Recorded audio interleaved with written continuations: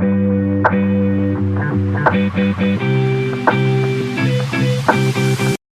Dr. Weiss, this men's group, I'm all for it. I want to join the men's group. But I want to talk about specifically, just like with AA and NA, these meetings where these people are curing themselves of a disease and addiction. For this particular one, I want to say the addiction is the closed minded, closed off emotions of men. What are some of the triumphs and failures? Because just in any group, some people get it and stick with it, and some people don't. Yeah. Let me start a half step back and say my only issue with talking about as addiction is what I've actually come to believe is that we've all been sold a bill of goods. So I think this is how men naturally are. I think that we've all been sold a bill of goods to think that men are naturally closed and shut down and withdrawn. And I think that's a load of crap.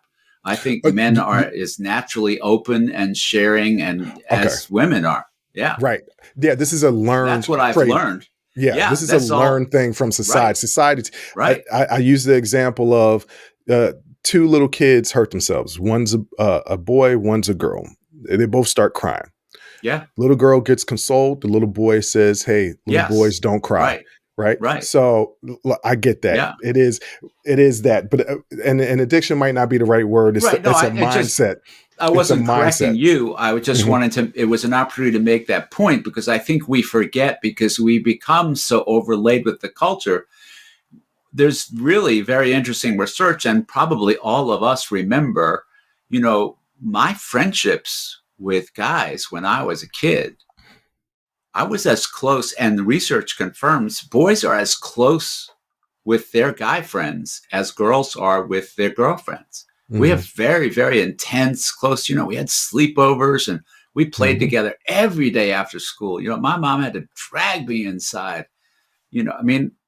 We're not deficient in interpersonal emotional skills. It's all just mucked up and covered over, but it's all there. But men come to believe that we're deficient. We buy into this bill of goods.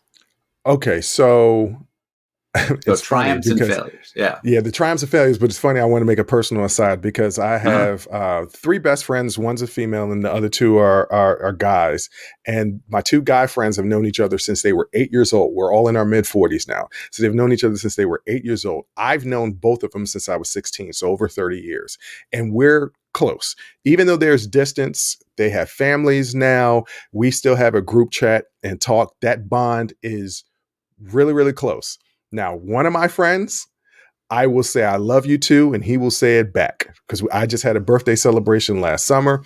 They came out and I said, "Hey guys, I love you." One of them said it back, and I told the other one, "Hey man, I love you. Go ahead, man. Stop with that stuff. Hey man, I love you." I know he does.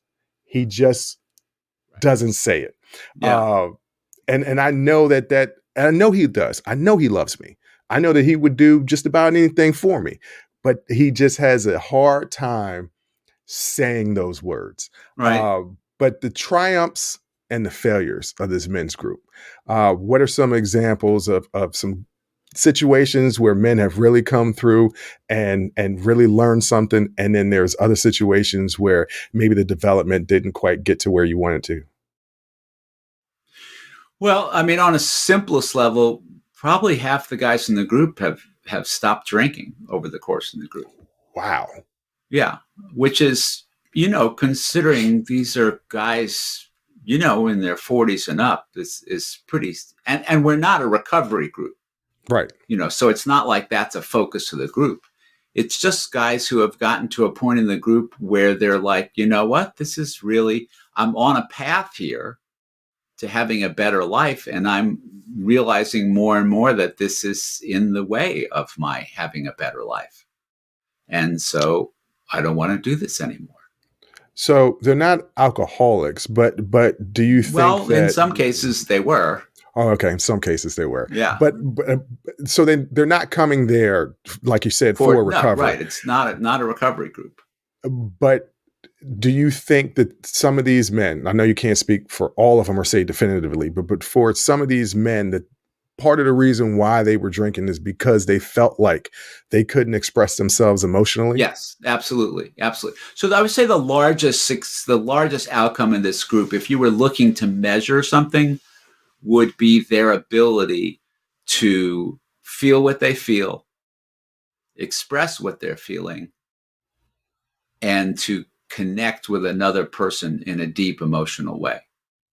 So there are a number of people. So there are a lot of times where someone will start talking about someone in the group, something in the group, someone who's been in the group a number of years, and someone in the group will just sort of interrupt them and go, what you're saying is important, but I really have to interrupt you to say, I can't believe the way you're talking about this. I remember when you came into group and it was 3 months before you said a word.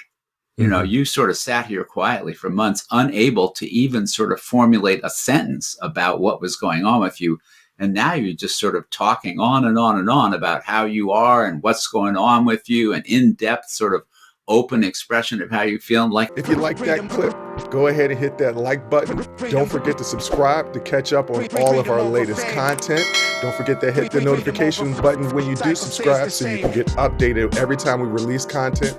We release content every day, whether it's an actual show or clips from the shows. So go ahead and subscribe, like, comment. Also, don't forget our Patreon page where you can find our Talking Straight-ish and After Hours Uncensored episodes. That's patreon.com/unsolicited perspectives. But once again, thank you again for listening to Unsolicited Perspectives. I'm your host, Bruce Anthony, and I'm going to catch you next time. I'll holla.